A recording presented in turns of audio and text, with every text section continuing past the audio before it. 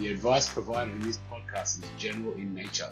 For your specific situation, you will need to get in contact with your local OT, vehicle modifier or mobility dealer and set yourself up with an assessment or a trial. Trials really do put you in the driver's seat, so get out there and get one going. Before we get started, we just want to do a quick shout out to our sponsors who make this show possible: Mobility Engineering, Driving Well, and Williams OT. This show takes time and money to put together, and we are forever grateful for their passion for our industry. Okay, enough of the business. Let's get on to the interview with Jenny and Brad. G'day and welcome to another episode of the Drive Able podcast. My name is Brad Williams from Williams OT in South Australia, and joining me as always is Jenny Gribben from Driving Well in Queensland. How are you today, Jenny? I'm good, Brad. How are you? I'm good. There's a bit of a hot topic today. We're going to be talking with Robert Van Mullekom again from Freedom Motors. We're going to be talking about Japanese import vehicles for wheelchair access. And Robert came on previously. He's the Managing Director of Freedom Motors Australia.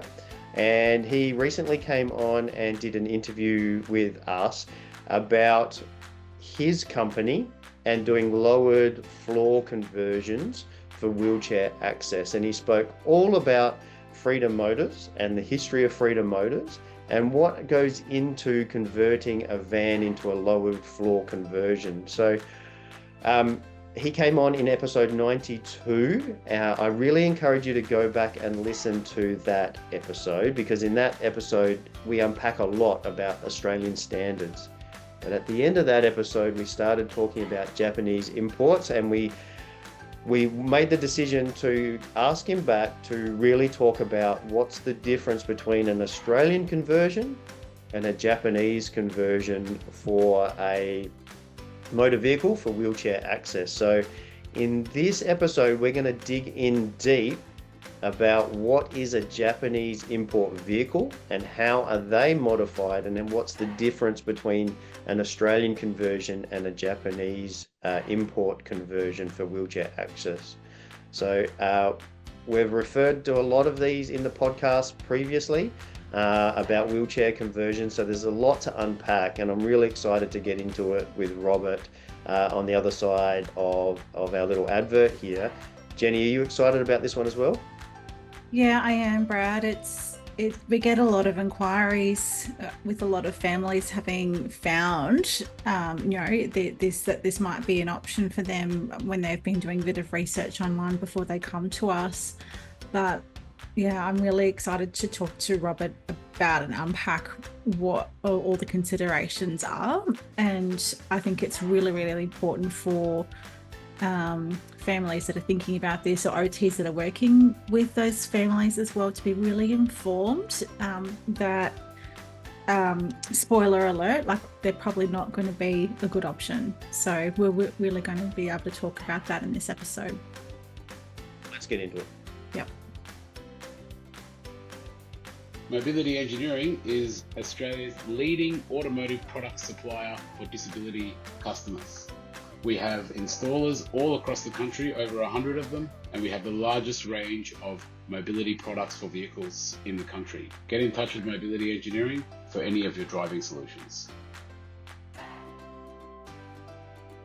All right, everybody, really excited to have Robert back from Freedom Motors Australia for a second interview in short succession, but we are super excited to have him back. But Robert, what we'll get you to do is reintroduce yourself for the people that may not have caught you in a previous episode where we were talking about high-level van conversions.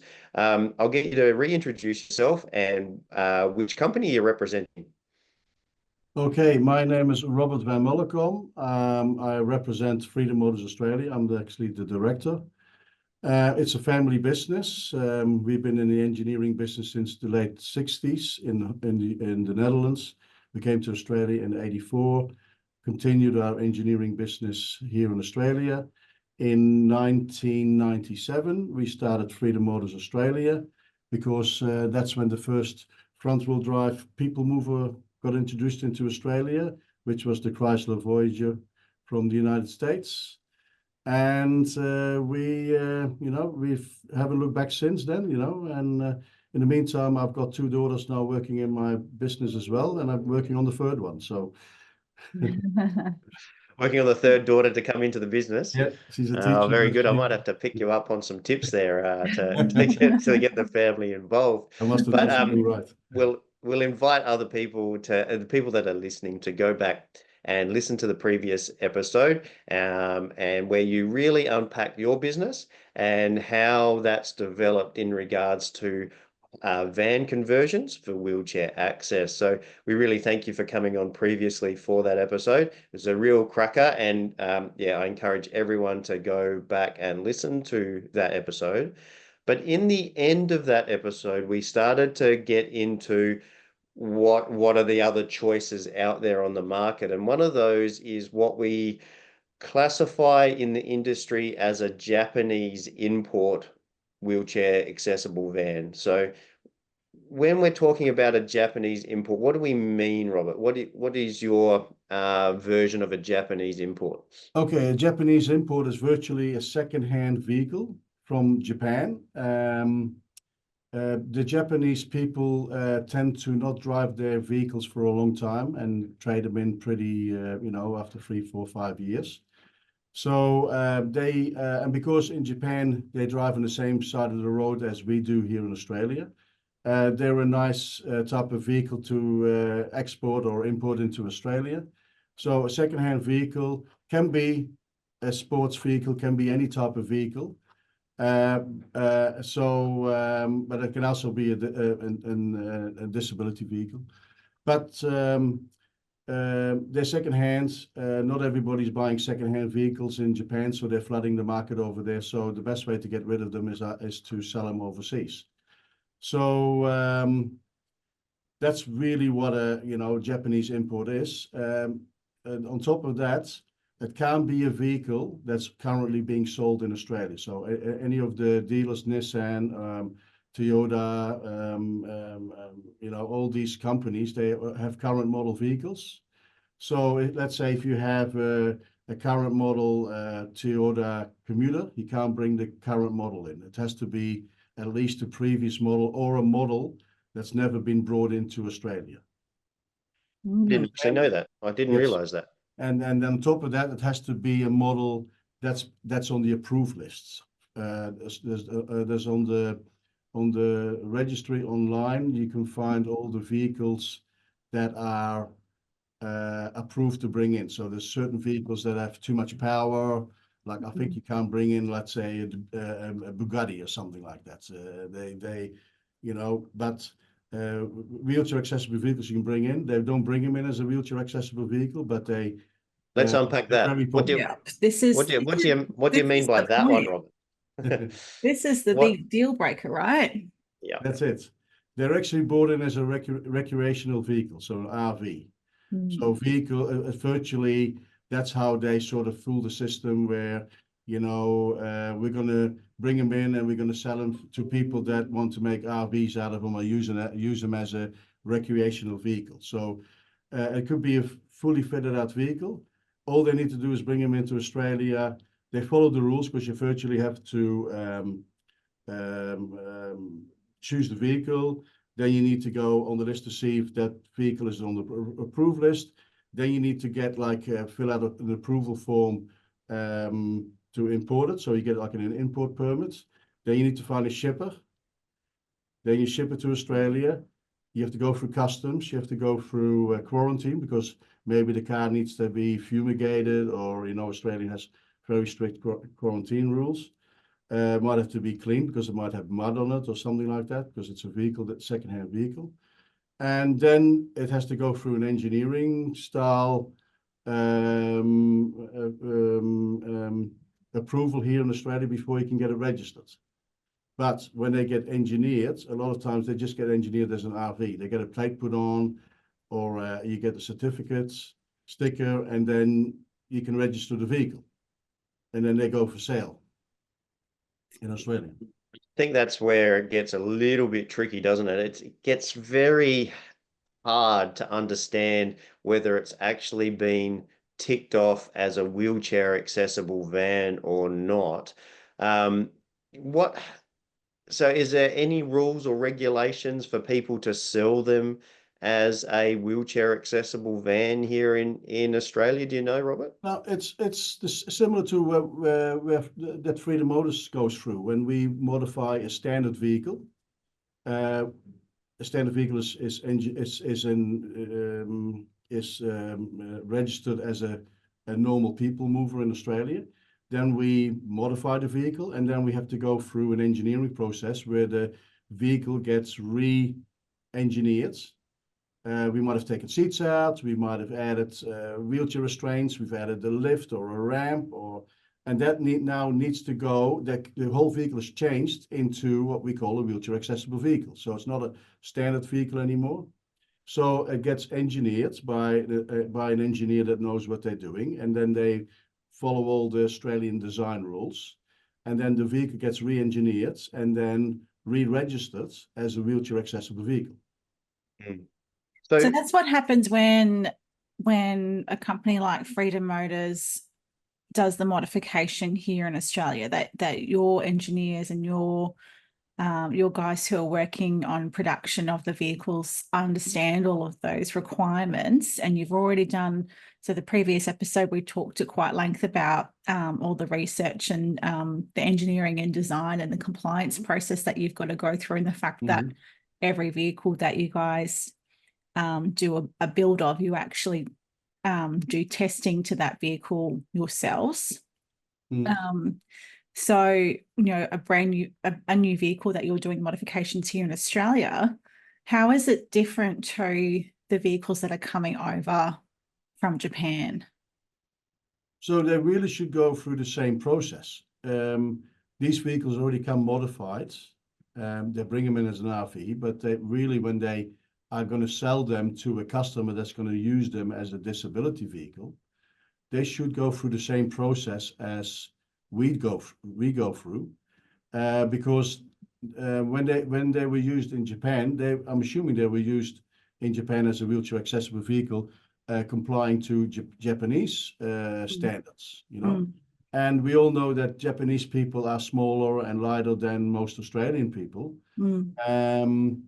So when a vehicle like that comes to Australia, it should be approved as according to all the Australian design rules.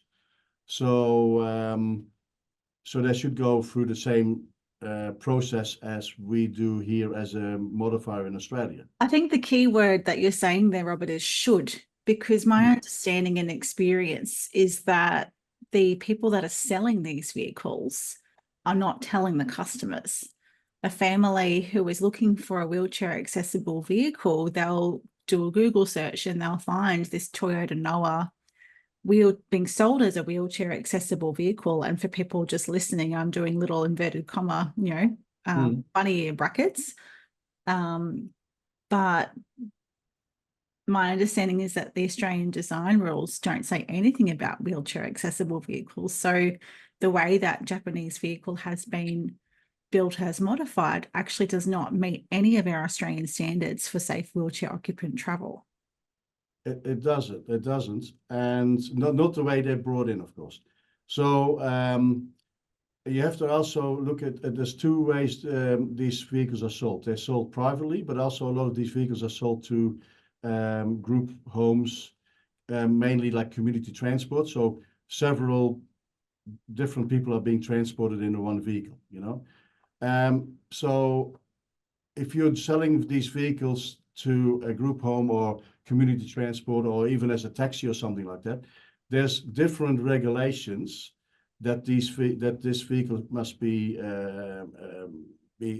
approved for than if it's a private vehicle, because a private vehicle is normally used for one single person. So we're looking at, for let's say community transport, we're looking at things like point to point, and point to point is where the wheelchair space in the vehicle has to be a minimum standards. I'm talking about 1,500 internal height. I'm talking about the length of the wheelchair area to be 1,300 mil long, 800 mil wide. Approved wheelchair restraints in the correct positions. So we've seen a lot of vehicles turn up at our factory for repairs or something like that. We know they're being used for maybe 20 different passengers, and we know that really it's really not legal what they're doing. Because some of these vehicles haven't got the height inside. We know that if you've got a tall person, they're going to be definitely sitting with their head against the ceiling, which is a no-no. And then the other side of it is when there's a lot of vehicles out there that will fit a one-person situation, like a family, like a family situation where there's only one person in the chair. But these vehicles are offered to these customers as a quick fix solution, like from Freedom, Automobility, all the other companies. You're waiting more than a year for your vehicle. Yeah. Come to us, we'll supply you one ready to go. And it sounds very lucrative, but if they don't tell you that should be engineered in Australia to Australian design rules, because they say, oh, it's got the plate on it. Look, we got it approved in Australia, but that doesn't mean anything, that plate. That's it, because the plate doesn't actually include the wheelchair occupant position, does it? Most cases not. In some seldom situations, we looked at the plate and we looked at it, go, that's done properly. Have you got an engineer certificate? Yeah, they got the engineer certificate. So there are a few of them out there have done the right thing, but most of them are like what we call cowboys in the industry. They're out there for a quick buck. They got like heaps of these vehicles they want to get rid of, and then they sell the vehicle off to a customer, and they're not thinking that they're in a safe vehicle, but they're not. It's one of the areas that I'm really most concerned about, Robert, is the standard of the tie downs and the weight capacity of the tie downs. Sometimes when they come in for us to have a look at as well, the tie down straps are so small, so skinny, and so frayed as well, like being used within an inch of their life. And they've been just sold on, whack it on your wheelchair and away you go. The other thing is about the seatbelt positions as well. Like there's hardly any compliance in regards to the actual seatbelt that goes with these tie downs. Can we just I think it's also, Brad, not just the position of the seatbelt, but the type of the seatbelt that really the standard of the last few years has moved to an inertia reel lap sash seatbelt, whereas many of these only have a lap belt, or they might have a shoulder, a sash going over the shoulder, but it just slips off the side, and it's not, it's anchored maybe to the tie downs of the wheelchair and not to the actual car, and just slips off. So it's not actually going to do anything in the collision. Yep. That's why you have Australian design rules. Yeah. Yeah, that's what I wanted to unpack, is that I don't know if anyone's ever been to Japan who might be listening to this, but that the cars are used in a much different way to how they're used in Australia. And the way that families are set up are completely different as well in regards to nursing home and disability care, and people with disabilities living with a family member rather than living in community homes. I'm being a little bit generalist here as well, by the way, but just to paint a picture, the lifestyle in Japan is completely different to what it is here in Australia, and we need to really think about the way the vehicles are being used in Australia. At high speed, long distances, and over different road conditions as well, and bigger bodies and bigger wheelchairs. If we think about the weight capacity of these tie downs, quite often they're being imported with a smaller frame body in a much smaller wheelchair, like a light frame wheelchair. And no headrest or things like that. But when it comes to Australia, it's a lot different. It's a lot different. What type of weight capacities are we thinking about when we're in a van here in Australia, Robert? So when I'm just talking about what we do. So generally, approved wheelchair restraints are like 80, 85 kilo restraints, according to Australian design rules. But that's okay when you're strapping down a pushchair with a light pushchair that's only like anywhere between 25 and 50, 75 kilos or something like that.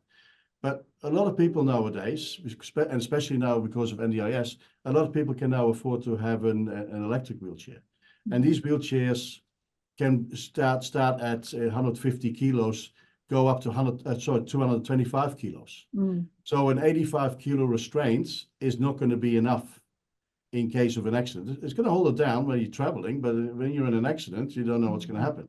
So we always recommend for these type of wheelchairs to have heavy duty restraints. And these restraints, they can vary from, anywhere between 175 kilos to 200 kilos.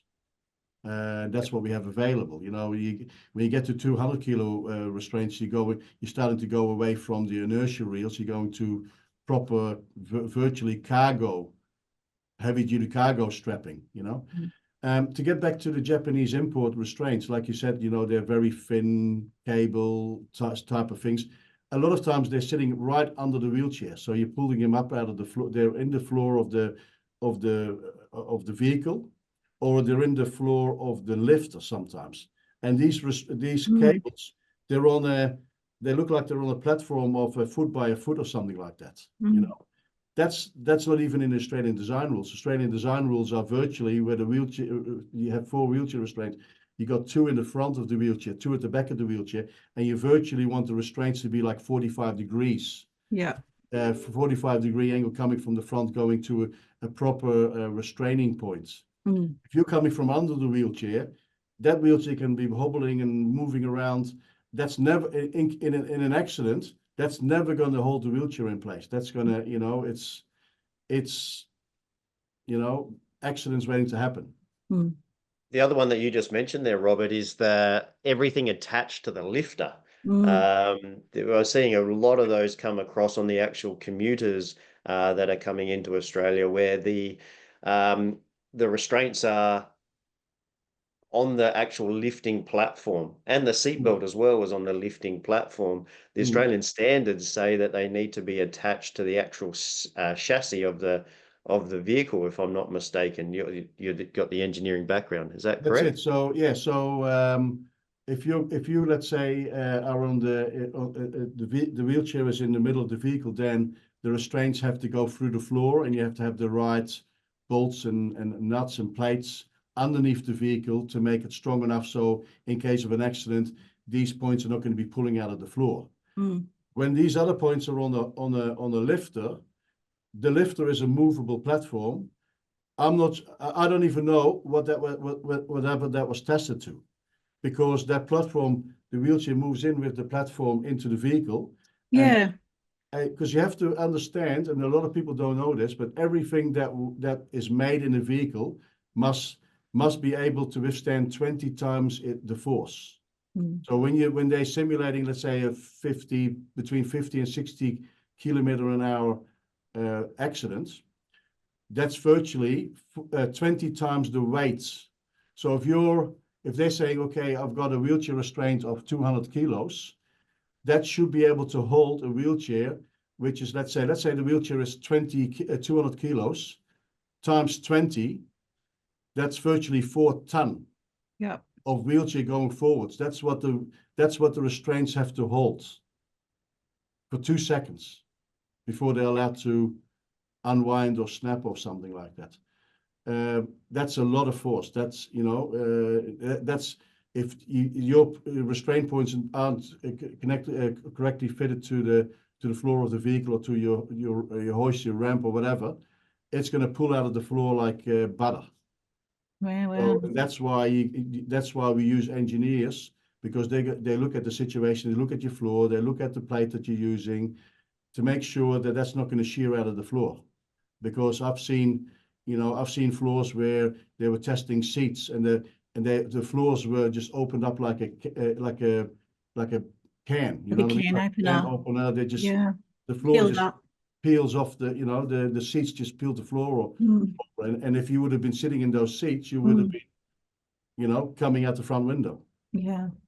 Let's just explain the platform lifter, how that's different to what we might see in a maxi taxi here. So most people sort of imagine what a maxi taxi looks like, where the platform lifter for the wheelchair is at the rear entry point, and it folds itself down with the remote down to the ground. Then the wheelchair user will drive on top of it. It will lift them up and be level with the back of the car, and they'll drive in. And then the platform lifter will usually stow by raising vertically and travel stowed vertically inside the back of the vehicle, and then the tailgate shuts. So how is that different with these Jap import commuter HiAces with the moving platform? Yeah, so the Japanese lifts that come with these vehicles, they are a platform that comes out the same way as a normal lift comes out there to the floor. The wheelchair actually drives onto the platform, but instead of the wheelchair, instead of lifting up and then the wheelchair entering the vehicle stays on the platform. The whole platform enters the vehicle. And becomes the floor. So it becomes the floor. So it does slide into some kind of rail system that's supposed to be strong enough, but is it strong enough to hold the wheelchair in position when you have a 20G added onto that? So, but the main thing about those platform lifters are they have these restraints on them that are no way approved in Australia. But I've seen, I would say 75% of the vehicles we get here, the customers are using those restraints because they've been told by whoever sold the vehicle that complies. So how are these people allowed to do this, Robert? Wow. It's okay. Number one, a lot of customers don't know this.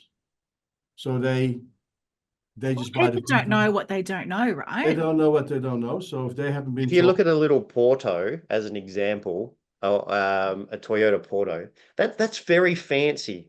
It looks great. You come in through the side sliding door for you and your occupant. So you and your loved one, the loved one sitting right next to you in a tiny little cube car type of scenario.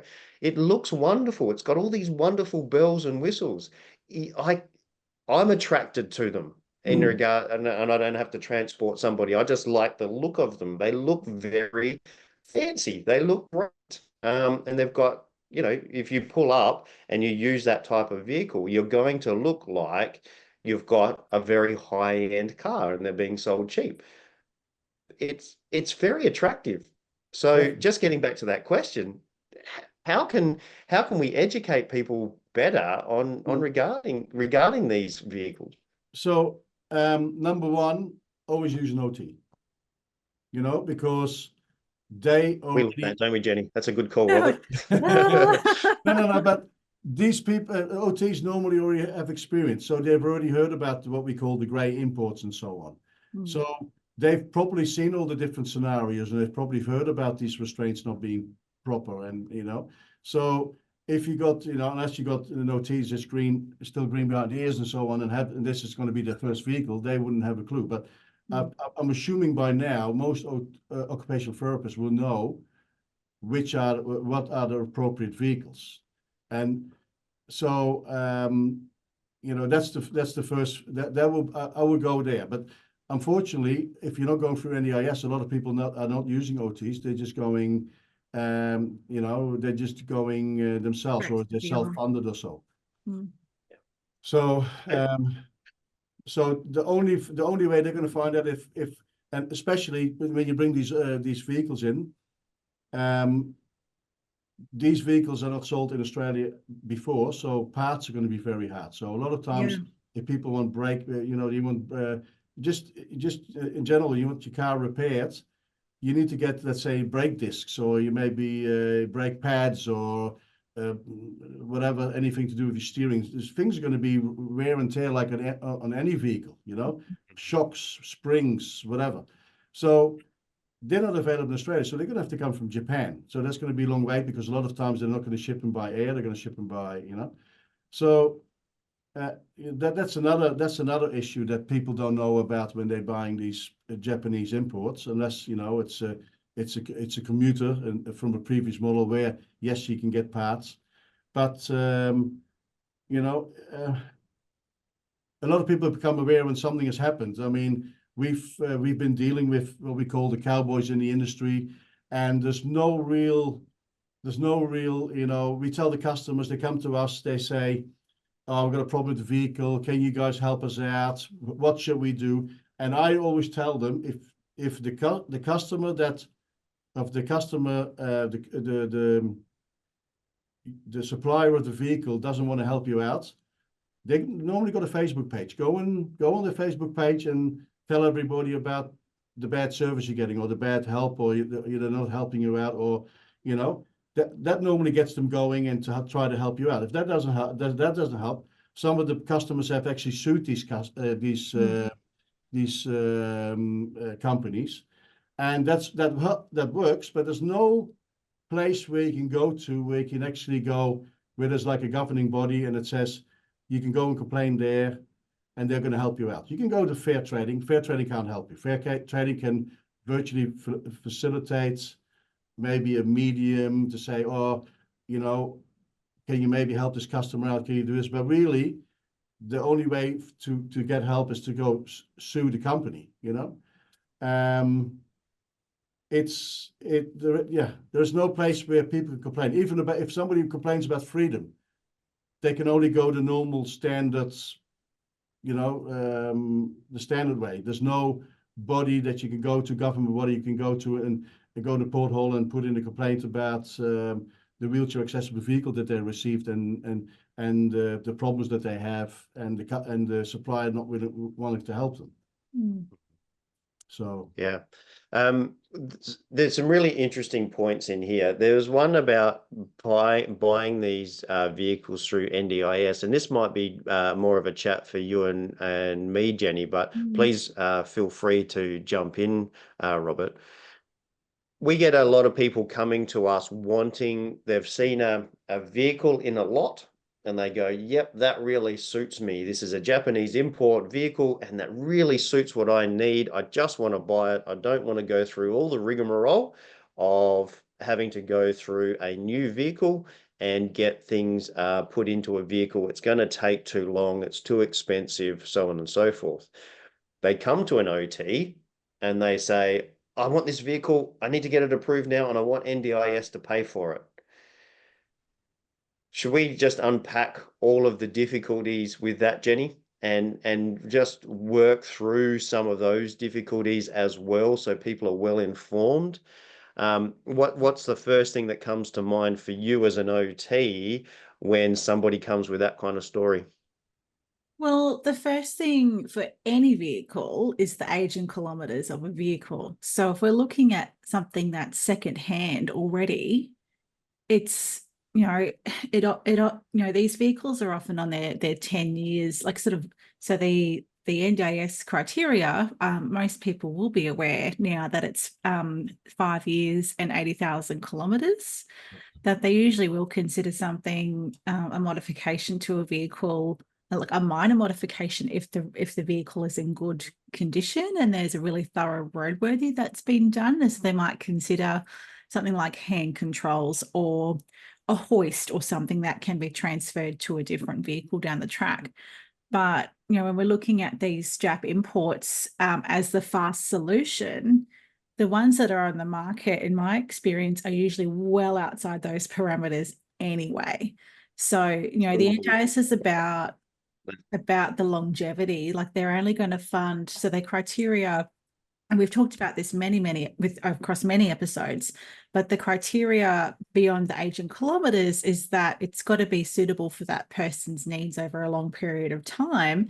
And that investment that the NDIS are making for that particular person is that they're wanting to be assured that that vehicle is going to last, well, the modification and investment is going to last the lifetime of the vehicle, which they expect to be 8 to 10 years. So if we're buying a vehicle that's already 10 years old and already doubled the kilometres, expecting it to last another 10, NDIS are just not going to come to the party on that. And what it involves is a very thorough assessment by an OT as well. So whether you're going for a new vehicle or a second-hand Japanese import vehicle, we have to go through the same assessment from an NDIS point of view. We have to assess that the vehicle is appropriate for use by that person with that disability. And make sure that it fits and it meets those Australian standards to be able to be used by the participant. Now, and if a we lot of the find challenges with that what in tailoring it to the individual person, Robert's kind of really touched on the things like that height clearance available and the length available for the wheelchair, and then the actual makeup of the modifications themselves, like what restraints are there currently, what seatbelt is there currently, what ramp is there currently, or lifter, depending on what type of vehicle it is. But then there's the things that I can see, Brad, as the OT, but I'm not a mechanic or a vehicle modifier. So the next step in the process would be taking that vehicle to somebody like your local vehicle modifier, like Freedom Motors, if you're in Sydney, or another vehicle modifier, or, and your occupational therapist will know which modifier is going to be able to look at that. And then, Robert, what would you be looking at when you're looking at that vehicle? Now, number one, I first want to know what wheelchair is being used in that vehicle. So we know already what weights we're working with. We need to weigh the wheelchair and the person in the wheelchair. Yep. So restraints for the wheelchair, but also occupant restraint for the occupant. So these are two different type of restraints. Yes. So those will be the first things I'm looking at. Internal height, of course, because at the moment we use a measure of 50 mil, 2 inches above the head. Yeah. 100 mil. Sorry? 2 inches or 50 2 mil inches. or 100 mil? 2 inches. Okay. That's the minimum. 100 mil will be preferable, but a minimum of 2 inches. So 50 mil. And then we also looking if the person is still growing. But that's something that OTs normally would look into. You look at parents, how tall is this person going to grow within the lifetime of the vehicle? That, let's say, NDIS is going to be funding the vehicle. For an 8-year-old, you're thinking, how tall are they going to be when they're 18, right? Yeah. And a lot of times you have to add a little bit to it because the kids normally grow bigger than the parents nowadays. Yeah. So I will be looking at restraints. So if there would be, let's say, a permobile wheelchair, 175 kilo wheelchair, I would recommend heavy duty restraints, 175 kilo restraints for that. And then I will be looking at the lap sash. You can't just have a lap anymore, so you have to have a lap and a sash belt. Some of them come as a 3-point restraint that click into the stalks, or it could be a lap belt with a separate belt that goes over the shoulder and clicks onto your lap belt.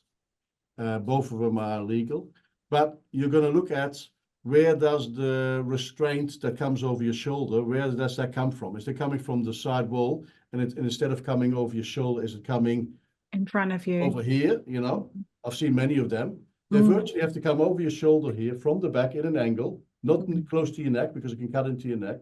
It has to come over your shoulder. So in case something happens, you got a shoulder belt that goes over your body, comes cross over your body.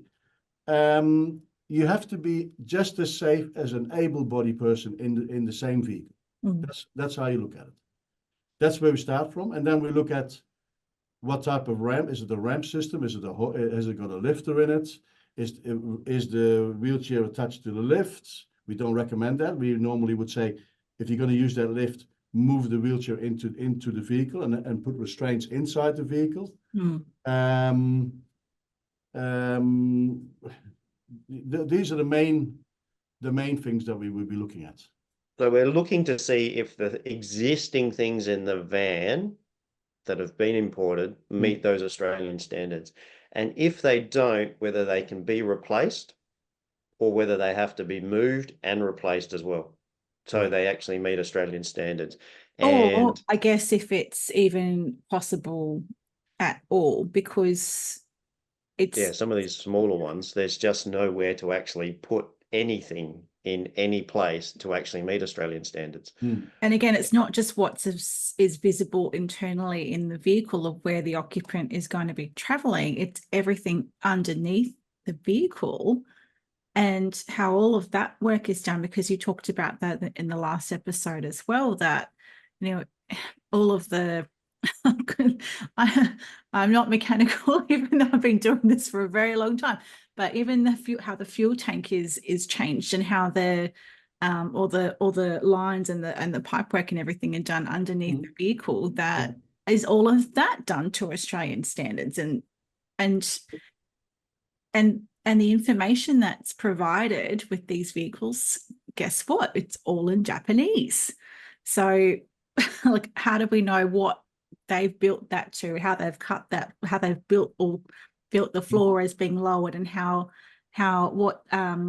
what ratings that complies to? We don't know any of that information.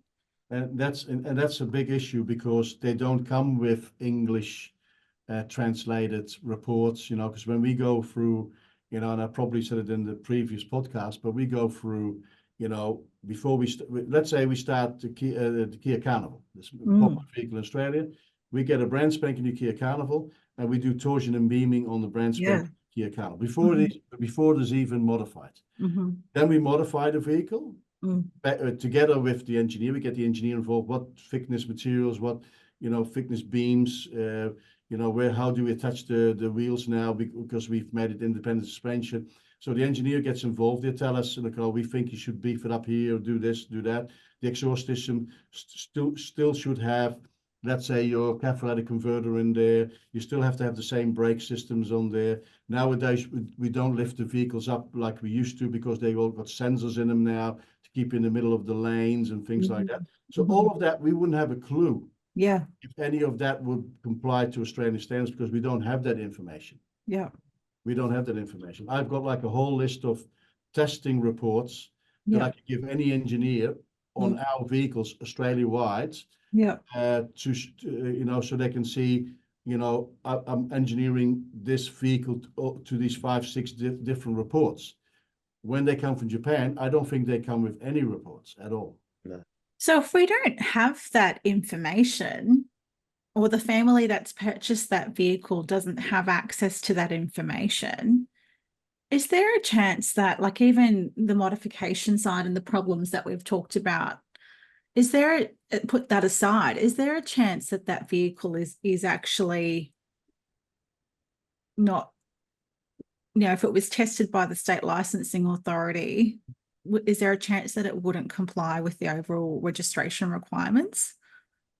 Of course, there's always a chance. I'm assuming they comply to some kind of Japanese compliance, and to be honest, Japanese vehicles are built pretty good. I mean, there's not that, we drive a lot of them. But some of them have, but these vehicles have been modified, and these vehicles normally come from, especially the lowered floor vehicles. So I don't think there's like lowered floor manufacturers in Japan as we have here in Australia. A lot of the lowered floor vehicles are actually done by Nissan themselves or by Toyota themselves in-house, because in Japan they have like some kind of they call it well cap situation, where every motor vehicle dealer has to have a disability vehicle section part of their business in Japan. But we don't know what standards they've used. Do they use the same torsion and beaming standards? Do they use the same, pull tests on the restraints, pull tests on the seat, even on the seats that are in the vehicles? Because sometimes you see some of these seats, we call them dicky seats. I mean, they don't look like they're anything, they look like they're going to rip out of the floor or out of the, side of the vehicle. They don't look like something you see in a proper bus situation. Mm. And see, in a bus, you got different categories in Australia. You got your let's say the M1, your M2, and your M3. You know, the M1 is a motor vehicle that goes at high speeds. You know, the testing on that has to be way more than on the bus, which is an M2 or an M3. M2 could be like a Toyota commuter, and an M3 could be a Toyota coaster. So the Right. bigger the bus, the less the stringent regulations and testing on the seating and things like that. So if you're in an M1 vehicle, which most families are, it has to be to the most stringent testing. So yeah, we don't have that information available at all. While we're mentioning that, in the show notes, we're going to put a link to a YouTube video of a wheelchair transportation safety crash test.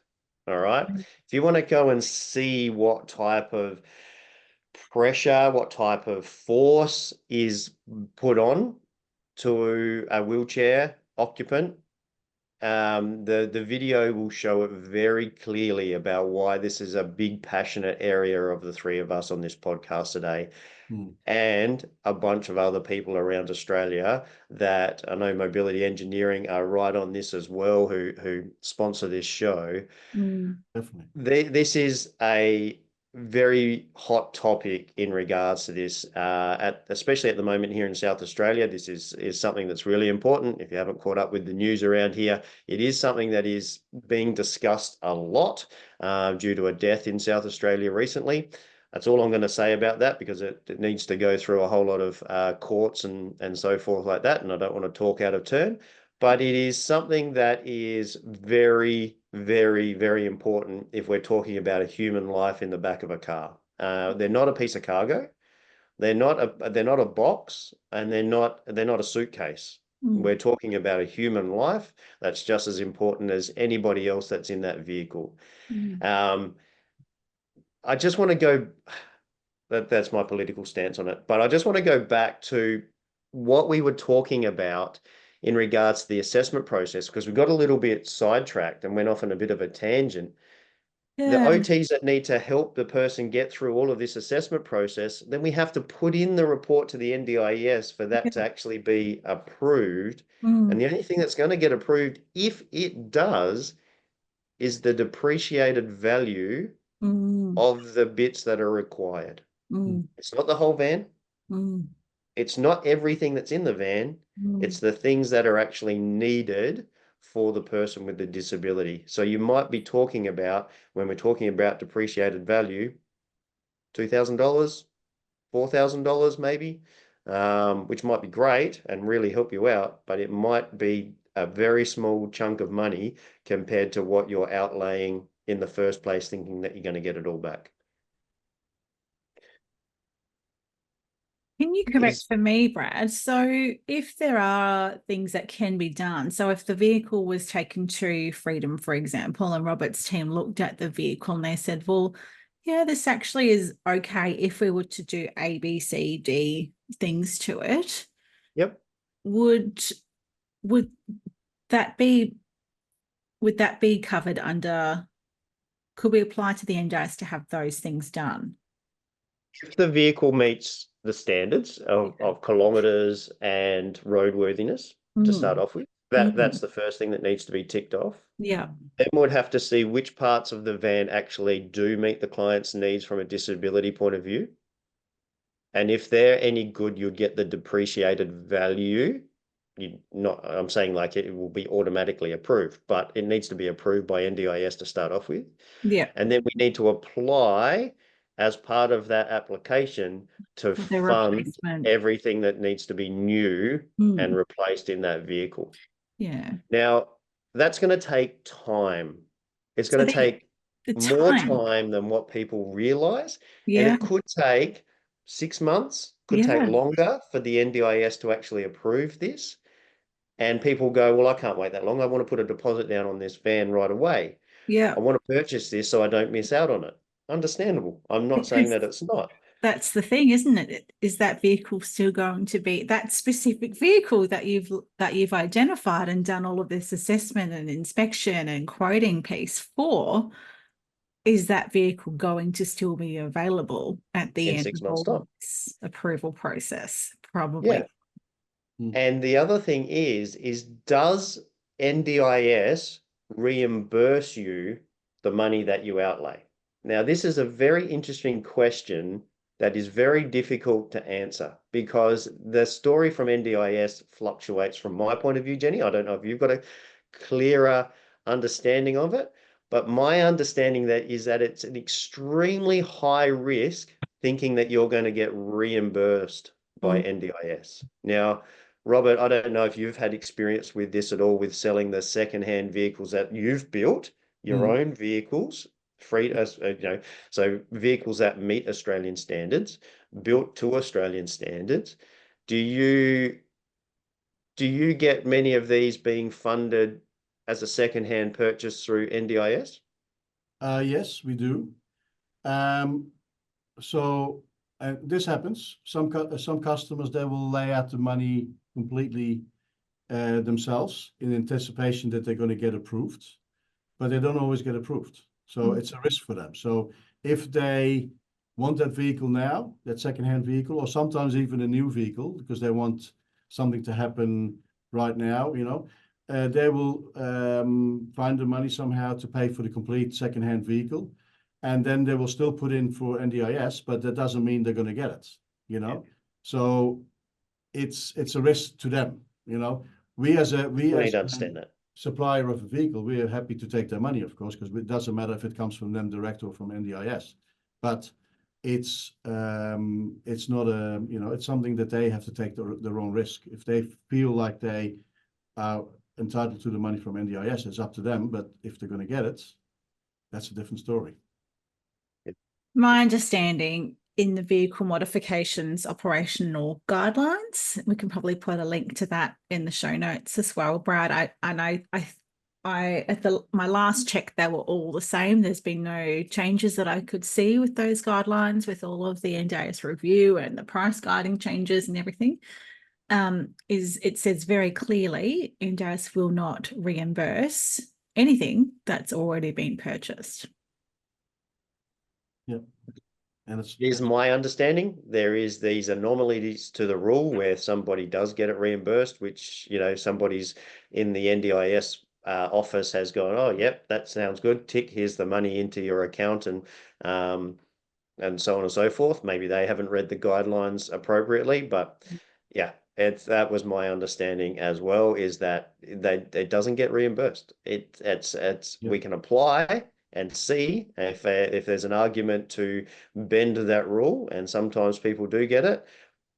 But being reimbursed, you could also be fighting for years to get that. Tribunals and all kinds of stuff. So people will come up with the argument we needed the vehicle right there and right there. We didn't want to wait for half a year to a year for the approval, because then the need was gone. That's they use all kinds of excuses to get the funding still paid to them, but I'd say that's very, very rare that it's rare, but it does happen. Would encourage people that are listening to not hold your breath that that's going to be the case for you. So, Robert, I'm quite interested. You just said just earlier that there are, you do have a few cases of vehicles that you do get approved to do these replacements, if you will, for some of these JAP import vehicles. Like, what kind of percentage do you think that would be in compared to your normal jobs with your brand new vehicles that you're modifying from scratch? You're saying a replacement of somebody turning up with a Japanese import and then getting them replaced with a freedom modified vehicle? I would say replacement of. Hang on, just to clarify, are you talking about replacement of tie downs, replacement of lifters and things like that in the vehicle? Yeah. I would say from a lot of times when they come here for repairs, it's repairs because the lift doesn't work anymore, and there's no parts available in Australia. So a lot of times we make up parts. We have to get them laser cut or something like that. So we fix those problems, but you can't force people to replace their restraints. So it doesn't happen often unless they've been, for some reason, they've heard from somebody else the restraints have to be replaced or something like that. But it's not often that they will agree to get the restraints done. It's from, let's say, I would say 25% of the people that come here with, let's say, grey Japanese import, 25% will listen to us and say, okay, please replace the restraints in the vehicle that are, from Japan, take them out and put yours in. That blows my mind. Like The other 75%, they don't care, or they don't know, or they think so they're bizarre. just after making money off them, or something like that. But it's Yeah. all about safety. So if they don't go ahead with it, normally what we'll do is we'll do the invoice for the repair of the lift, and it will put on the invoice, we recommend that you replace your restraints for safety reasons. How much of your business would be dealing with the Jap import vehicles compared to all of your normal ones from scratch here?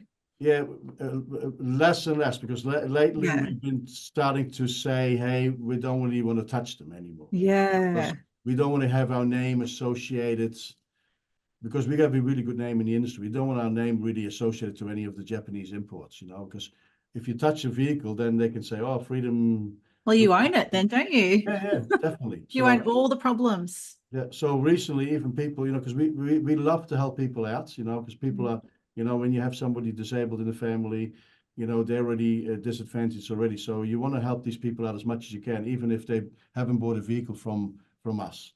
But they're getting more difficult and difficult because of all this stuff that's going on. You really want to send them back to the original supplier of the vehicle, because that's where they got the warranty. That's where they should be going to, but they're coming to us because they're not being looked after by the original supplier of the vehicle. Yeah, they're not going to touch anything, are they? That's it. Yeah. So we try to help them and say, listen, your restraints are illegal. You should have the restraints replaced.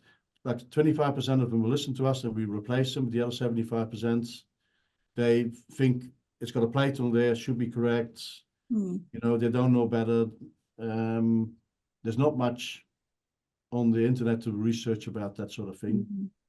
So the modifier that I usually work with here in Brisbane, and there's quite a few local ones here in Queensland that have all got varying levels of experience, I guess, but Alternate Mobility, who's been a guest as well on the podcast, are also kind of going down that line of not wanting to touch them because of all the inherent issues, and they can't guarantee all of those, all of the safety elements are actually there for the customer and the family. So is that a similar case for you guys in South Australia? Yeah, 100%. I mean, you're talking about Andy, I'm assuming, from Alternate Mobility. Yeah. We sort of, we all talk to each other, that sort of thing. And we exchange information about what's happening in the industry and what's happened. Or have you heard about this? Have you heard about it? And then you sort of start getting more reserved about, that you're going to want to touch one of those vehicles. Even we get customers coming with vehicles here that were built in Australia. Can you have a look at this because it's rattling? We get fumes coming into the car. We got this, we got that. And we do a report, really. We have to help them out, and then we say, here, go with this report and find an engineer that will verify the report that we've given you, because really you don't want to go with a report from Freedom, the opposition, to judge and try to make a case. You want a report from an independent engineer that says, hey, I verified this information. I actually found more information wrong with the vehicle than Freedom has found. So we discuss all this. I even sometimes talk to Automobility. We talk to Kites Mobility. They're not my opposition, but we do have a thing in common, and we're all thinking about Australian standards, and that we have to abide to, and we think about safety. We're all in the same. We all sing off the same hymn sheet. When we talk about safety. That's number one for companies like us. And then when you see these other imported vehicles just come in and sold willy-nilly to customers that wouldn't have a clue about engineering or about the safety of their family member in the vehicle, then you go, okay, I want to help them out. But then again, you don't want to help them out because you don't want to get in trouble because you touched that vehicle. Well, it's also perpetuating the cowboys being able to continue doing that, isn't it? Mm. There's no real watchdog that's, there's nobody going, okay, that car got engineered. Let's go and pull that car out of the pool and let's do some testing on that. Let's go and check that car.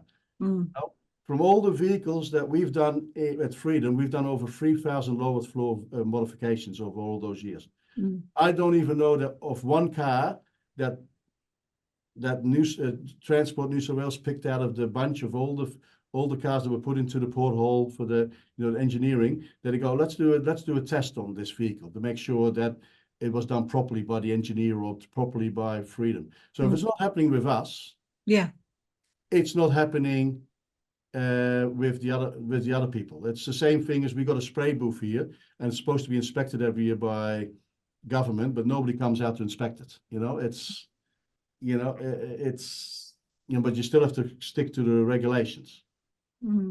So it's a tricky area to navigate. And what we would suggest to people is that they get in contact with people that are in the know, like your local OT and your local mobility dealer, the people that actually understand disability and the Australian standards, and really get to know those people before making a purchase decision. I strongly suggest that that's what you do if you're considering this. If you're a consumer and you're thinking about buying a new car and you've stumbled across this podcast, thank you for listening through to this point. But maybe get in contact with the people that are in the know before you go and spend some money on a vehicle that's not safe for your loved one who's in a wheelchair in the back. What we'll do at this... I might just add to that, Brad, the car salesmen, the people that are actually selling these cars, you just have to remember they're car salesmen at the end of the day. So families going to, again, thinking that this might be a faster and more affordable solution for you, go to the car salesman, sure, have a look, sure, but ask a whole bunch of questions. And I've got a little list that I'm happy to pop in the show notes as well. But at the end of the day, they are there to make a buck. They don't care about you or your loved one that's traveling in a wheelchair, and they're there to make a buck. I'm not talking about Freedom and the modifiers. I'm talking about the actual dealers that are selling these Jap import vehicles with no regard to any of this discussion that we've had today. Let's listen to our sponsors and we'll come back and wind it up in just a moment. Williams Occupational Therapy focus their attention on helping people with their mobility needs. From driving to wheelchairs, Williams OT provides help to get people mobile. All right, thank you very much to our sponsors that make this show possible. It's been a fantastic conversation so far with Robert about Japanese imports. Robert, do you want to just summarize what end consumers should be looking out for when they're really considering a Japanese import vehicle for their loved one in a wheelchair? Okay, number one, safety. So if you decide to go that route, that you want to, your heart set on one of these Japanese imports, ask about safety. Ask about the restraints. Tell them you're going to be using a 200-kilo wheelchair in the vehicle. Are those restraints complying to the 200-kilo wheelchair? The lap sash belt that is in the vehicle, try it out. Put the wheelchair in the vehicle. Make sure that the lap sash goes over your shoulder and sits, nicely over the shoulder, like if you would be sitting in a normal car seat. You have to go on your collarbone, people. If you're not sure where a seatbelt's meant to sit, they're actually meant to sit on your bony prominences. So on your collarbone and on your hip bones down low. So that's where the seatbelts are actually meant to sit, not across the spongy pit of your tummy and up between your rib cage and your hips, but actually down on your hips. So down low and tight across your hips and on that bony part of your shoulder, the collarbone. So that actually takes the force when you go forward as a stability part within your body, a bit like attaching the seatbelt to the chassis. Well, this is the stronger part of your body rather than the soft, spongy bits. And if it's not, then you're not 100% safe. Mm. So, and another thing I would be looking at for asking, where do the parts come from? If I have a bender, a fender bender, where are the panels coming from? If somebody smashes into my door, who's got stock of the doors, bumper bars? If I need to get repairs done and I need new springs or I need new shocks, where are they coming from? Is they all coming from Japan? Am I going to pay extra money in shipping costs, in importing costs? Am I going to be waiting months before my parts are going to come in? Is my car going to be sitting at the smash repair for months and months and months on end, So these things you really have to consider and think about, because that's what you're going to be buying into when you buy one of these vehicles. And just to wrap that up as well, from an OT point of view, when you come to us and you're asking for us to do an assessment for NDIS funding, we need to remember that it's very unlikely that funds are going to get reimbursed. Very, very unlikely that funds are going to get reimbursed by the NDIS if you've already laid out that money. They think that you can afford it if you've already laid out the money. You've found the money somehow. Second of all is that we still have to go through the same assessment process to make sure that it's appropriate for use and that it has to meet the kilometers and roadworthiness, and all of those parts in the vehicle meet those standards for the occupant. And the Australian standards. Yeah, and those Australian standards as well. So thank you, Robert, very much for your time. It's been very eye-opening for us as well, who also work in the industry. So it must be eye-opening for people that are learning about this for the very first time. But as we always do for every guest, I know you've already answered this, and people tune into Robert's previous episode, because the answer to this question was hilarious and it was fantastic. And we really thank you for being vulnerable and sharing a very interesting story of your previous days back in Europe. I'm not going to share any more. Go back and listen to the podcast. But we're going to ask you again. We know that driving is more than just getting from A to B. It's about the meaningful stories that come from getting out on the road and moving around and going places. Have you got another story for us about what you've used a vehicle for that means something to you? Yeah, this is really me being stupid when I was young.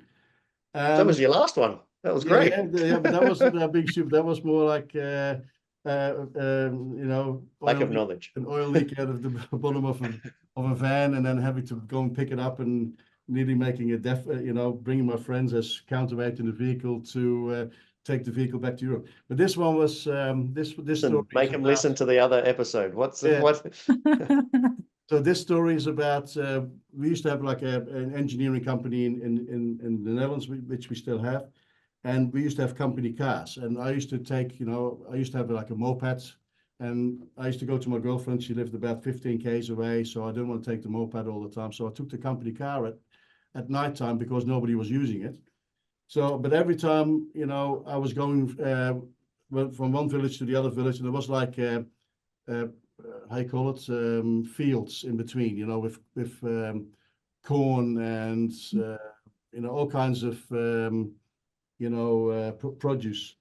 And there was one bend in the road where I decided every time, I'm going to go a little bit fast. I'm looking at the clock and I'm doing 80 k's now, and the next time I went 81 k's, and then the next time I go 83 k's. And I went on till I could feel the back of the car coming loose, It's stepping out, yeah. So one day I thought I was just going to gun it through this bend, and of course I lost it. And the car started, the whole back side of the car came loose, and I was spinning and spinning and spinning, and I was holding on for dear life, And then I sort of checked where I was, and I was in the middle of a cornfield. And I made my own crop circle virtually, So, and in those days, the car, when I came out of the cornfield, because in those days I didn't have mobile phones, I couldn't ring anybody, this, So I came out there. There was like one path in, and there was like like a swirl path all the way into the thing. And I go, oh, I hope that the farmer doesn't see this. So I had to walk all the way back home to go on the phone, ring my friends, come and tow me out of this field, let's try to cover it up, Anyway, it's that was, me being stupid.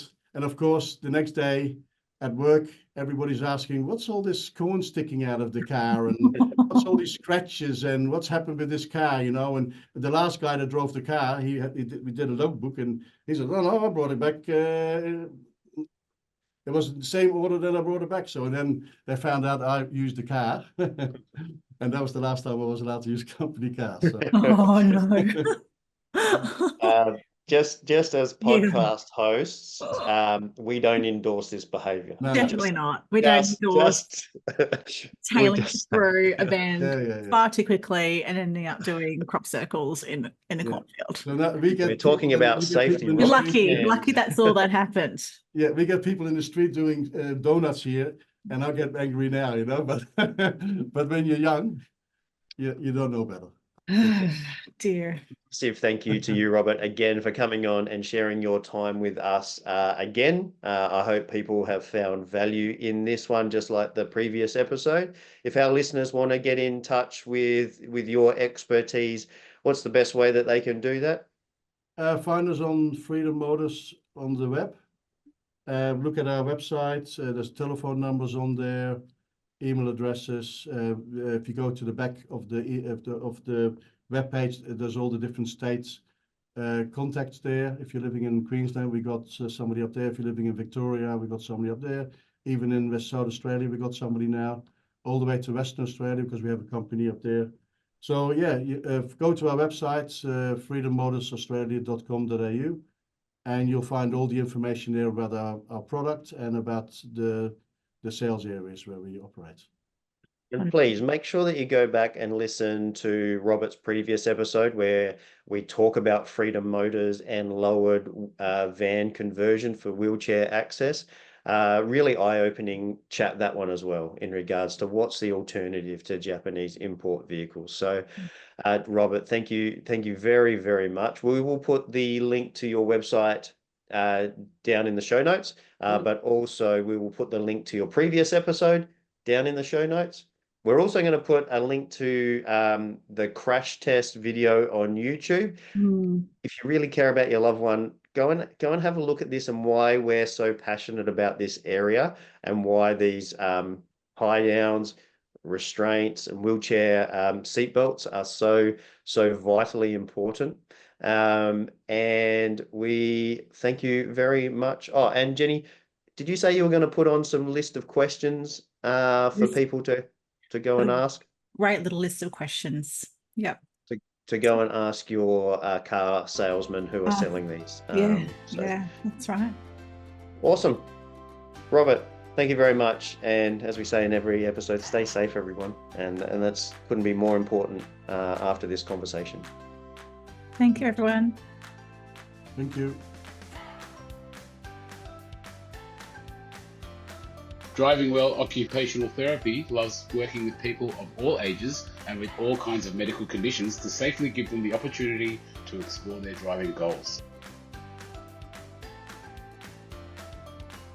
As we wind up this episode, please remember that the advice provided in this podcast is general in nature. For your specific situation, you will need to get in contact with your local OT, vehicle modifier or mobility dealer and set yourself up with an assessment or trial. Trials really do put you in that driver's seat. If you like what you've heard, make sure you like, rate and subscribe. It really does make a massive difference. If you or anyone you know would like to share a story about driving with a disability, or you would like to get in contact, find the show notes, or find the resources mentioned in this episode, you can find us on Facebook. Just search @DriveAblePodcast for more information.